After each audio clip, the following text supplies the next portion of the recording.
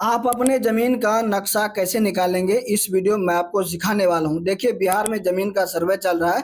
आपके पास अपने ज़मीन का नक्शा तो होना ही चाहिए। इसके लिए आप क्या करेंगे, गूगल क्रोम को ओपन कर लीजिए अपने फ़ोन में और यहाँ पे आपको टाइप कर देना है भू नक्शा। तो यहाँ पे भू नक्शा बिहार आपको गूगल क्रोम में टाइप कर देंगे। आप ये कंप्यूटर में भी टाइप कर सकते हैं। इसके बाद यहाँ पे आप सर्च कर देंगे। सर्च करने के बाद यहाँ पे ये जो ऑफिशियल वेबसाइट आपको दिख रहा है, तो यहाँ पे मैं आपको जूम करके थोड़ा-सा दिखा देता हूँ। ये ऑफिशियल वेबसाइट है, तो भू नक्शा बिहार, तो इसी पे आपको क्लिक कर देना है। जैसे ही आप इस पे क्लिक करते हैं, तो आपके सामने में देख सकते हैं भू नक्शा बिहार। तो इस पेज को क्या करेंगे, थोड़ा-सा ऊपर कर देंगे।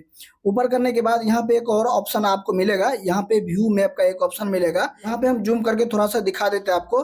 तो यहाँ पे व्यू मैप का ऑप्शन मिलेगा, व्यू मैप पे आपको क्लिक कर देना है। जैसे ही आप व्यू मैप पे क्लिक कर देते हैं, आपके सामने में एक नया पेज खुल जाएगा। इसको भी मैं आपको थोड़ा-सा ज़ूम करके दिखा देता हूँ, ताकि आपको समझने में काफ़ी ज़्यादा आसान हो जाएगा। तो यहाँ पे आपको क्या-क्या फ़िल करना है, यहाँ पे आपको बहुत ध्यान से इस वीडियो को देखना है। देखिए, आप अपने ज़मीन का नक्शा निकालने के लिए सबसे पहले आप डिस्ट्रिक्ट को सेलेक्ट करेंगे। तो आप जो भी डिस्ट्रिक्ट में रहते हैं, यहाँ पे डिस्ट्रिक्ट वाले ऑप्शन पे आपको क्लिक कर देना है। सभी ज़िलों का नाम यहाँ पे आपको मिल जाएगा। तो जिस भी ज़िले में आप रहते हैं, उस ज़िले का नाम यहाँ पे सेलेक्ट करेंगे।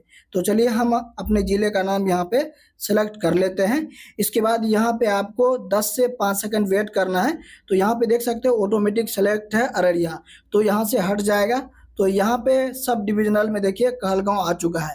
तो यहाँ पे सब डिविजनल में आपको यहाँ पे क्लिक कर देना है। क्लिक करने के बाद जो भी आपको सब डिविजनल में दिखेगा, तो वही आपको यहाँ पे सिलेक्ट करना है। तो यहाँ पे आपका अनुमंडल का नाम आ जाएगा। तो आपका जहाँ पे अनुमंडल पड़ता है, तो वह अनुमंडल का नाम यहाँ पे सेलेक्ट करेंगे। तो चलिए हम यहाँ पे क्लिक कर देते हैं अपने अनुमंडल का नाम। उसके बाद यहाँ पे देख सकते हैं एक ऑप्शन मिल जाएगा सर्कल का। तो यहाँ पे सर्कल वाले ऑप्शन पे आपको क्लिक कर देना है। तो सर्कल में जितने भी आपके आसपास के नाम होंगे, वो सभी यहाँ पे आपको आ जाएंगे। देखिए, यहाँ पे 5 से 6 सर्कल यहाँ पे दिखाया गया है। तो इस सर्कल के द्वारा आपके गांव का जो है नक्शा निकल सकता है। उसके बाद आप अपने ज़मीन का नक्शा निकाल सकते हैं। तो यहाँ पे मेरा जो सर्कल पड़ रहा है, तो यहाँ पे गोपालपुर पड़ रहा है, तो यहाँ पे हम क्लिक कर देंगे। तो आप भी अपने अनुसार यहाँ पे देख लीजिएगा। उसके बाद यहाँ पे ऊपर कर देते हैं पेज को। यहाँ पे मौजा बोल रहा है सेलेक्ट करने के लिए। मौजा मतलब आपके गांव का नाम। तो यहाँ पे मौजा पे आपको क्लिक कर देंगे। तो यहाँ पे देख सकते हैं जो भी आपके अनुमंडल के अंदर में आते हैं गांव, वो सभी गांव आपको दिखेंगे। तो आपका भी यहाँ पे गांव का नाम इस लिस्ट में दिख जाएगा। तो यहाँ पे मैं अपने गांव का नाम यहाँ पे ढूंढ लेता हूँ और यहाँ पे हम यहाँ पे सेलेक्ट कर देते हैं। जैसे ही हम यहाँ पे सेलेक्ट कर देंगे, उसके बाद यहाँ पे पूछा जा रहा है सर्वे टाइप। तो यहाँ पे सर्वे 2 तरह का हुआ था। एक जो है रिविजनल सर्वे हुआ था, एक कंडेस्टल सर्वे हुआ था।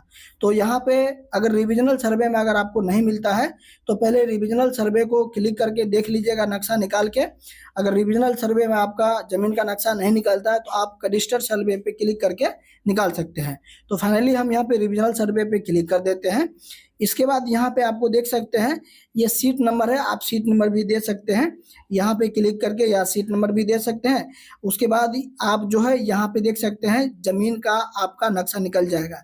तो यहाँ पे आपके गांव का नक्शा निकलेगा और गांव का नक्शा निकलने के बाद यहाँ पे जो है आप अपने ज़मीन का नक्शा निकाल पाएंगे। वो कैसे निकाल पाएंगे, तो यहाँ पे इस पेज को थोड़ा सा हम यहाँ पे साइड कर देते हैं, ताकि आपको अच्छे से चीज़ें समझ में आ जाएगा।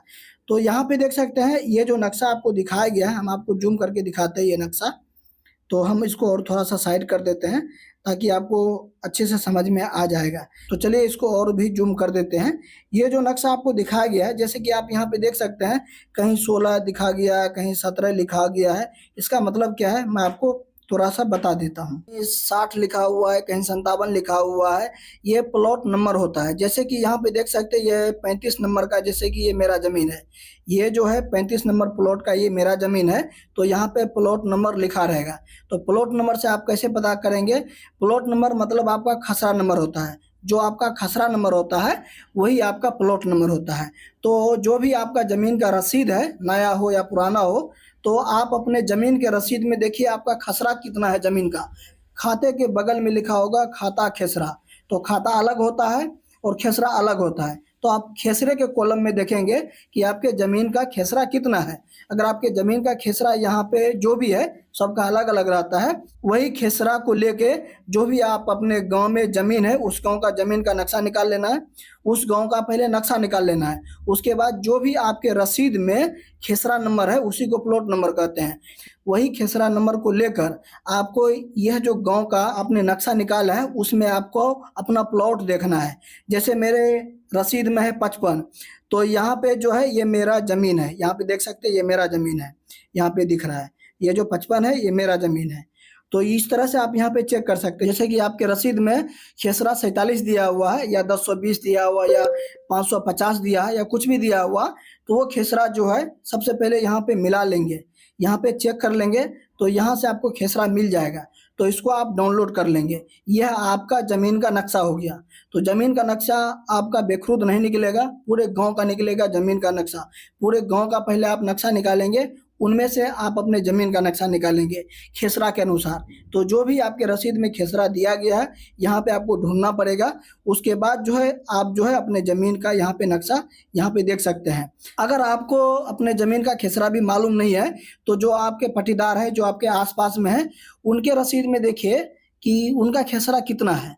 तो जो भी उनका खेसरा है, अगर उनके बगल में आपका ज़मीन है तो यहाँ पे नक्शा में देख सकते हैं कि यही आपके बगल में आपका ज़मीन है। जो आपके अगल बगल में जिसका भी ज़मीन है उसका तो कोई ना कोई कागजात होगा। अगर आपके ज़मीन का कुछ भी कागजात नहीं है तो उनका रसीद में देखिए खेसरा कितना है। तो अगर वो खेसरा यहाँ पे मैच हो जाता है तो उसके बगल में आप ही का ज़मीन पड़ेगा। वो नक्शा में आप देख सकते हैं। अब यहाँ पे प्लॉट नंबर दिया गया है। यहाँ पे जैसे कि देख सकते हैं प्लॉट नंबर जो आपका खेसरा होता है वही प्लॉट नंबर होता है। तो यहाँ पे जैसे यहाँ पे 55 था या 35 था, तो यहाँ पे हम डायरेक्ट 35 डालेंगे और यहाँ पे हम सर्च कर देंगे। तो यहाँ पे जो है आपका ज़मीन का यहाँ पे नक्शा निकल जाएगा। तो यहाँ पे देख सकते हैं सर्च हो रहा है। यहाँ पे मैं आपको दिखा देता हूँ। ये देखिए रकबा और यहाँ पे खेसरा नंबर इतना और यहाँ पे खेत की चौथी इतना। तो यहाँ पे देख सकते हैं ये आपका ज़मीन का यहाँ पे नक्शा आपको दिखाया गया है, जैसा कि आप यहाँ पे देख सकते हैं। इसको यहाँ पे माइनस पे क्लिक करके आप इसे छोटा बड़ा भी कर सकते हैं, जैसा कि आपको यहाँ पे दिखाया जा रहा है। इस तरह से आप यहाँ पे चेक कर सकते हैं। तो आपने खेसरा नंबर से भी खोज लिया और इसको यहाँ पे प्लस पे क्लिक करके आप इसको बड़ा भी कर सकते हैं और इसको आप जूम भी कर सकते हैं, जैसा कि आप यहाँ पे देख सकते हैं। और इसको माइनस पे क्लिक करके आप इसे छोटा भी कर सकते हैं। एक चीज़ मैं आपको यहाँ पे बताना चाहता हूँ, यहाँ पे आप डिस्ट्रिक्ट सेलेक्ट कर लीजिएगा और यहाँ पे सब डिवीजन आप सेलेक्ट कर लीजिएगा, सर्कल सेलेक्ट कर लीजिएगा। मौजा सेलेक्ट करने के बाद यहाँ पे सर्वे टाइप में यहाँ पे आपको रिविजनल या रजिस्टर सर्वे में आपको चेक करना है, तो यहाँ पे क्लिक कर दीजिएगा। उसके बाद यहाँ पे आपको मैप पे क्लिक कर देना है। इतना सेलेक्ट करने के बाद आप डायरेक्ट आप यहाँ पे जो आपके ज़मीन के रसीद में खेसरा है वो खेसरा आप यहाँ पे टाइप करेंगे तो डायरेक्ट आपका ज़मीन का नक्शा यहाँ पे निकल जाएगा। तो आप चाहे तो इसको आप स्क्रीनशॉट लेके भी रख सकते हैं।